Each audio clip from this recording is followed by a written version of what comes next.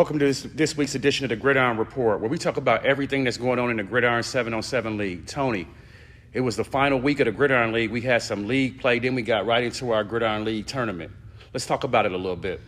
Yeah, 12U, exciting as always. We got what we expected, to be honest with you, but we did get some good competition. We'll kind of do this show the same as we always do. The top teams, performance-wise for Week 7, really had 4 of the top teams in the league. Primetime, Stars, Lions, and Goon Squad all finished 2-1.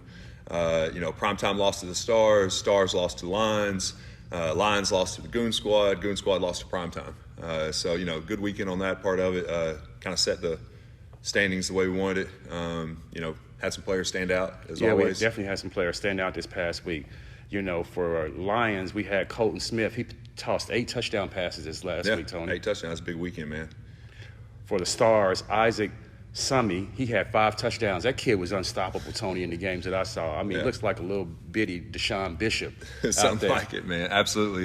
He's a baller, dude. He's a ball hawk. The past couple of weeks, he's actually come on. I think, he won it last week, either ball hawk or defense, offensive. He won something the past couple of weeks. So, yeah, absolutely. And then you got the other guy you've been talking about. For the Broncos. All season, or actually the past couple of weeks you brought his name up. Jay Sean Smith. He had 4 interceptions this past weekend. That kid's a player. Yeah, He's been a player all season. He was making grown man plays. Corey got some really good highlights of him, saw in the highlights from Monday or whatnot. The kid's making some grown man plays out there. And just like everybody else, man, we had some really big-time players playing this year. Standings-wise, we finished it off. One of the things when you look at the standings, the Future Stars played a few weekends where they played 15U, so it kind of unevened their games on games played or whatnot. But when we look at the standings, top 2 teams, the way it came down to it, to be honest with you, is Primetime and the Stars. They had 2 losses out of the 3 were both to each other, and both of them had lost to the Lions. And then when you come down to it, they had played 4 times in the regular season, 2-2 head-to-head. And the Stars actually scored 78 points to 74 points, so it gave them a little bit of an edge for the final standings. But it came out Stars from Primetime, then Lions finished right there at 3rd. Goon Squad actually made a really good finish. Their last 5-6 games were really good. Catholic Runners and the Broncos finished off at the bottom right there. Good season, good deal, man. I think we got what we expected. We did. Let's talk about that a little bit. Let's talk about the Gridiron Playoffs and the tournament for 12U. Absolutely. We got to the tournament. I guess one of the biggest letdowns is not getting to watch Tyson Dorsey finish what he started all year. The kid's probably league player of the year when it comes down to it. It comes statistically and what he did for his team. But Stars and Primetime made it to the championship. Another big game, I think their last 3 games, I think were all 1 point, like 21-22, 22-21. They actually started the day off playing each other, and they finished the day playing each other. Yeah, exactly. Yeah, they did start off, and I think the Rising Stars won 22-21 that game, and then we got to the championship, and they kind of took off. The Stars had some momentum and got after it. Won 30-9 in the championship, and 12U Rising Stars, come a long ways from the past couple years, starting in the league, represented well, won the 12U League Championship. So congratulations. Championship. Yeah, absolutely. Congratulations to Coach Juice and his team. Yeah, for sure. Y'all did a great job, man. We'll get one of these bad boys to you here soon and be good to go. So let's talk about the final stats, Tony, in 12U. Yeah, absolutely. So, the biggest thing is keeping stats, and the boys love to hear about it and keep up with it. Quarterback-wise, this is probably the tightest race we've ever had, man. And it's been exciting because they're 2 super talented kids. Talented quarterbacks. So when it comes to gunslingers, man, we got, Sparks and Faust both finished the season 42 touchdowns. Colton Smith right there behind him with the Lions at 33. We'll talk about player of the years. You want to do that now, or you want to? We can talk about it now in conjunction with it. Yeah. All right. So when it comes to quarterbacking, guys, we really looked at it. We went to head-to-head games. We didn't really count the tournament games, but throughout the whole season, and there's not really a way to say one guy's better than the other. One, right. Primetime won the 12U tournament earlier in the season. Stars won it at the end, so we chose to go with both of the guys. Yeah, co-gunslingers of the year. They set a mark at 42 touchdowns. I don't know if any 12U guys are going to hit that again. So congratulations to both you guys. Both of you guys will be picking up awards. Yeah, absolutely. Gunslingers of the year. You represent yourselves well, man. Look forward to just watching you guys rip it in the future. All right, let's go through the stats for our go-getters, Tony. We had Dorsey. He finished with 11 touchdowns. We had Robinson. He finished with 10. Yeah. We had Jones finish with 10. Summy, after a 5-touchdown performance, he finished with 9. Mm-hmm. And Jaden DeHart finished with 9 as well. Yeah, absolutely. And, we've been talking about the kid he's been unstoppable, man. Tyson Dorsey, he's the guy. Missed this past weekend, missed 3 games, probably would have scored another 4 or 5 touchdowns, but, still sat there at the top, 11 touchdowns for the season. So Tyson Dorsey, go-getter of the year. 12U. Yeah, absolutely. Congratulations. Good job. We got one more. We got Ball Hawk of the year. Stat-wise, we got Jeremiah Smith for the Goon Squad. He's got 9. And then we got Maynard at 6. And then we got Howard, Faust, and Smith sitting at 5. But, Jeremiah Smith, he's been sitting at the top of the board, since like week 1 or 2. Goon Squad, Jeremiah Smith. Congratulations, man. Ball Hawk of the year. Ball Hawk of the year. 12U. Yes, sir. Tony, you're a few weeks out for your Gunslinger Challenge in Dallas, but you got another one coming up here in 5 weeks. Let's talk a little bit about that one. Yeah, absolutely, man. Gunslinger Challenge, I guess, session 2, June 11th and 12th here in Knoxville, Tennessee. We got 75 guys from all over the country signed up right now, ready to go. One of the things, with COVID season last year, we weren't really allowed to bring the receivers out. And we had always had the receivers part of the competition, just kind of servicing the quarterbacks, but we wanted to really add something different to them.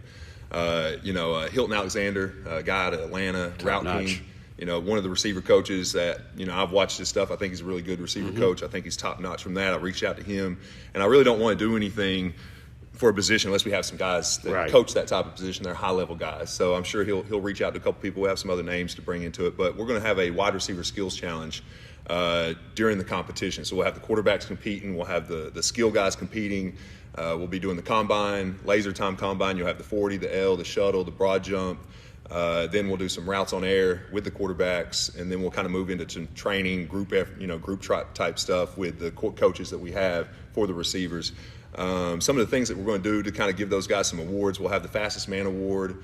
We'll do the Route King award for the guy with the best routes. We'll go Combine King, the guy that comes out with the best numbers. We'll have a hands award. We'll have a couple things to really give those guys so they don't leave home empty-handed, come and compete, have some fun. So if you're a gunslinger or a go-getter and you want to come out to Knoxville, especially Knoxville guys, get out here, big thing, get your times in, and then come out and compete, have some fun with it. Throw and catch with some of the best in the country. Sound like it's going to be big time. Yeah, looking forward to it, man. Should be fun. All right, Tony, let's talk about 15U. It was the same deal in 15U where our guys finished up the regular season, then we moved into our playoffs. Yeah, we had some good action, good competitive action. The past 2 weeks have really been kind of like matchup weeks. We played the top teams versus the top teams, bottom teams versus the bottom teams, to really kind of see who's going to round it out to be that top seed. In the 15U division, we had 2 divisions, so it really meant a little bit more. But when we go into the last week's play for week 7 regular season, we had 3 teams go 2-1. The Knox Smash, 865 Elite, and the Rebels finished 2-1. Mojo has been on a tear the past couple weeks. They went 3-0 again this weekend. And that kind of just set everything up, when it came to playoff bracket wise. And then, same thing when it comes to players of the week. A lot of the same names, making big time plays. Mojo, Briggs Cherry had 10 touchdowns. Didn't he win it last week too? Yeah, I think he threw 10 touchdowns last week too, maybe even more. But Briggs Cherry, he's one of the top quarterbacks in the league, and he continues to show it on one of the best teams. Our go-getter of the week from Team Gunslinger, Jules Scales, had 4 touchdowns. Yeah, Jules is a good player, man. Very good player. Freshman. Should do some big things over there in the next few years. And our ball hawk of the week was from Team Mojo, Jack Clark. He had 2 interceptions. Yeah, 2 interceptions, Jack Clark. Congratulations, guys. Gunslinger, go-getter, ball hawk of the week. That'll be our last week of players of the week, so enjoy that. Let's move into the standings, Tony, and how the last week of play determined where the guys were going to be during the tournament. Yeah, so when we look at the standings for the end, we wanted to see the tournament. One of the things I kind of wanted to do is have a division record. So with these guys and the high school guys, we really went by record of division play since we had them actually broken in divisions. It's the first time we've done this. So in the Gunslinger division, of course Betsy Built, they've graduated. They went to the high school division 3 weeks ago, and competed there. So what we had left here, we got the Patriots sitting at 5-2 in the division, the Cougars at 4-4. Team Gunslinger 4-6, and then you got 865, which is a great story for the tournament time, sitting down at 2-4. Actually lost to the 12U Rising Stars a couple weeks ago because they had a few players missing, of course. Right. The quarterback wasn't there, and that makes a big difference. But and then D Block sitting right there at 1 and 2. Then when you get to the Gridiron Division, same deal. We got Mojo and Smash. They played each other a couple times the past 2 weeks to kind of figure out who's going to be the best team. Mojo, got the heads up on that, so they finished number 1. Smash finished 2, and Rebels is 3 at 4 and 5, and then you got Goon Squad, and the Wolfpack sitting at 3 and 6, 3 and 1.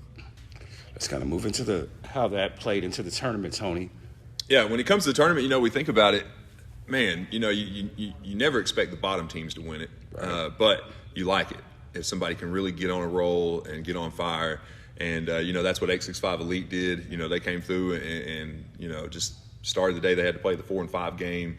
They got in and won that one. Then they had to go play the number 1 seeded Patriots, I believe, beat the Patriots. And then they got to the Cougars, beat the Cougars, made it to the championship game.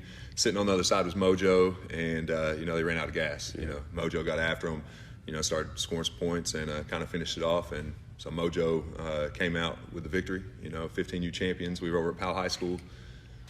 You'll pick up one of these, Mojo. Yeah, congratulations, Mojo. We'll get you one of these.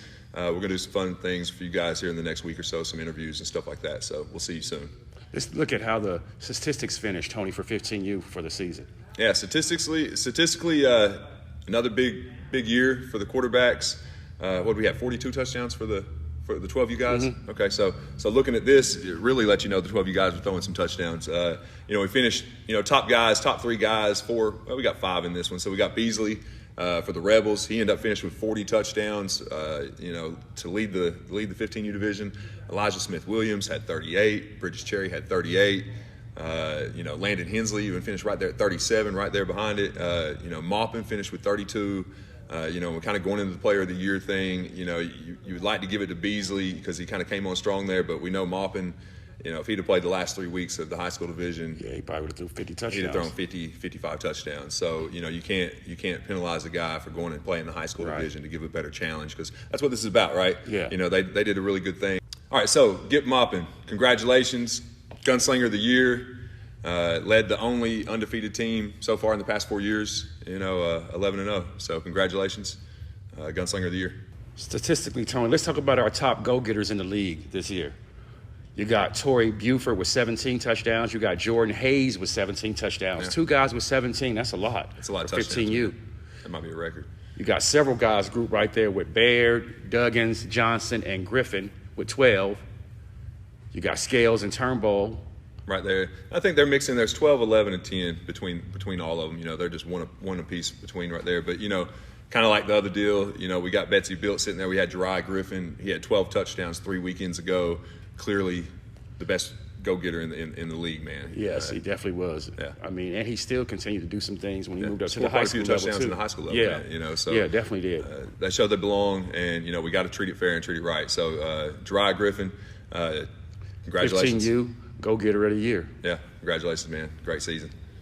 Let's talk about our ball hawks of the year, Tony. There's only one guy that really stood out statistically all year long. Yeah. You got Nathaniel Thomas leading the pack with 12 interceptions on the season. Mm-hmm. You got Jefferson with 7, and you got Scales and Baker with 4. Yeah, absolutely, man. Nathaniel Thomas dominated, man. He covered his half of the field and half of the other half. It seems like. Yeah. So, but great football player, fast, good kid. Talked to him a couple times throughout the season. Plays for the Rebels. Yeah, plays for the Rebels. Had a big season. Nathaniel Thomas, Ball Hawk of the Year. Congratulations. 15U. Yeah, 15U. All right, Tony, let's recap the action in our high school division our last week. Yeah, high school division's always exciting. Some big-time ballers, man. Some guys that already got scholarship offers, some guys that are going to get scholarship offers. Just a lot of talent, fun to watch. Kind of the way we always do it, man. We got the Admirals finished 2-1 on the weekend. Drip, Venom, and Tribe for the Week 7 regular season games all finished undefeated. Drip and Venom were 3-0. Tribe finished 2-0, which is really big for those guys. I think the story of the day, maybe the last few weeks for me personally is Seymour. Seymour went 2-2 this weekend. But in the last 7 games, they're 4-3. Yeah, so that's huge. And I think that's maybe not as shown throughout the whole season, but I think that left some confidence in those boys to come out and do what you're supposed to do, get better throughout the season, use this for something to, improve your game. And they made some plays, so congrats to Seymour just on, just improving, and probably the most improved team in the league, to be honest with you, when it comes down to it. Tony, let's talk about the guys who stood out this past weekend. Yeah, absolutely, man. Kind of the same names right now, finishing off strong in the high school division. We got Hunter White, 8 touchdowns, killing it. We got Devon Jones, our go-getter of the week. He had 5 touchdowns. 5 touchdowns. Balling out all year. Yeah, absolutely. Super consistent. And, we also got Josh Nevins from Seymour, had 2 interceptions. Helped them out. Good for him. Yeah, good for them. Helped them get those 2 wins this weekend. Congratulations. Week 7, Players of the Week. Everybody wants to get into the important stuff and the fun stuff, right? So kind of the way things rounded out, for the standings, for the high school division, it's kind of similar to the 15U division. We have the Gunslinger division, the Gridiron division. Gunslinger division kind of broke down. Admirals finished at the top. They had head-to-head with Venom and Drip during the regular season. Admirals ran through everybody for the most part. Then we got Venom and Drip at 2 and 3. We got the Lions at 4. And then we've got TNGS, Wolfpack, Seymour, Gem City rounding out the bottom of that division. Gridiron Division, same deal. We got Cougars, we got Gibbs and Legacy. That division right there is pretty stacked. But, when we look at Admirals, Venom, and Drip, those are, the Some top real of the good division. team, right. We broke it down pretty smooth, I think, as it finally finished out, because we weren't really sure who was going to win. But similar records for all those teams. Yeah, absolutely. We got Dragons at 7 and 6, and we got Wolfpack, Tribe, Betsy, and E10, rounding out that division. When it came to playoffs, It was good to see some underdogs make some noise this past weekend in the playoffs, Tony. Yeah, absolutely. One of the teams that made a lot of noise was the Tribe. Yeah, the Tribe, they've been up and down throughout the season. Coach Sensabaugh, he pushes those guys. Yeah, he really does. He stays on. I tell you, you won't find too many 7-on-7 teams in the country that will just take the safeties off the field and say play. But the thing I like about that, it's not about just winning. Right. He knows he's trying to teach his guys to play man to man. You take a safety off, now it's you on an island, just like you are in any other game, And so he challenged his guys, and they rose to the challenge, man. They had to go through the tournament. I think they had 4 overtime games. They did. And all 3 playoff games were overtime. And came out and was able to win and get all the way to the championship. And, they got the championship, who'd they run across? East Tennessee Drip. Yeah, East Tennessee Drip.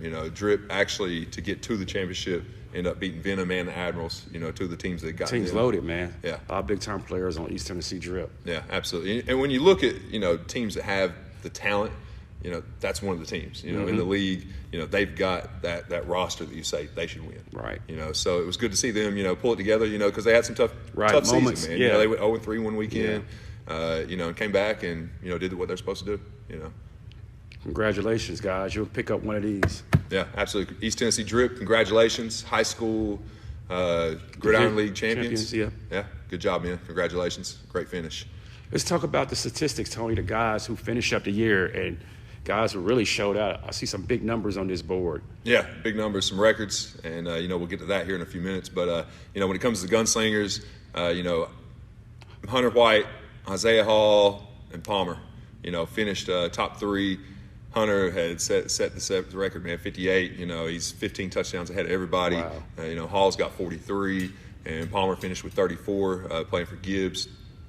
So when it comes down to it, Hunter White, Gunslinger of the Year. Gunslinger of the Year, high school division. Yeah, congratulations, playing with the Cougars. In terms of our go-getters, Tony, we had Devon White. He finished with 29 touchdowns. Devon Jones, excuse me. Yes, sir. Devon Jones, I don't want to mess up that name. He's a baller. Devon Jones, 29 touchdowns. Nigel Lee, 15. And we had a couple of guys there with 11. Yeah, Long and Long Shepherd. Yeah, absolutely. When you look at that number, 29 and 15, nearly doubled it up. Double. So, that's crazy, but, he's the go-to guy. And, in the Cougars offense, and they feed him the ball. So congratulations, Devon Jones. Devon Jones. Yeah, Ball Hawk of the Year. Good job, man. Go-getter of the year. Go-getter of the year. High school division. Yes, sir. In terms of our ball hawks, we got 3 guys. We got Blake Overton with 6 interceptions, Tony. Yeah. We got Shepard with 4. And we got Cam Barnett with 4 as well. Yeah. Blake, I think, ended up with 3 interceptions the past couple weekends. And that kind of just got him up there and moved him up to the top. Got 1 interception this past weekend to add it from 5 to 6. So Blake Overton from the Venom. from Venom, actually. Ball Hawk of the Year. Ball Hawk of the Year. Congratulations. Congratulations, Blake. Yep. Played in our league for a couple of years. It's good to see him get an award. Yeah, absolutely. You're right about that. Blake and Hunter and Isaiah Hall, they all played on the Young Gunners team year one when we were out at Farragut High School. All played on the same team. So, it's fun to watch those guys mature and grow up. Go through. And I think they're in like year 4. They're in the 4th year of what we're doing right now. So, one of the next things we want to talk about, really wanted to go in. We're trying to grow this thing and just keep making it bigger and bigger and making it fun and competitive for the players and the coaches. So we went through 4 years of statistics, wins, league leaders, player of the week awards. And so next week we'll talk about guys that, are career leaders, throwing the most touchdowns ever, call it, and all those fun things just to add to it, man. Y'all enjoy what we're doing in this and we just want to get a little deeper into what we're doing, and just to make it something that guys can, just have some fun with. All right. We're out.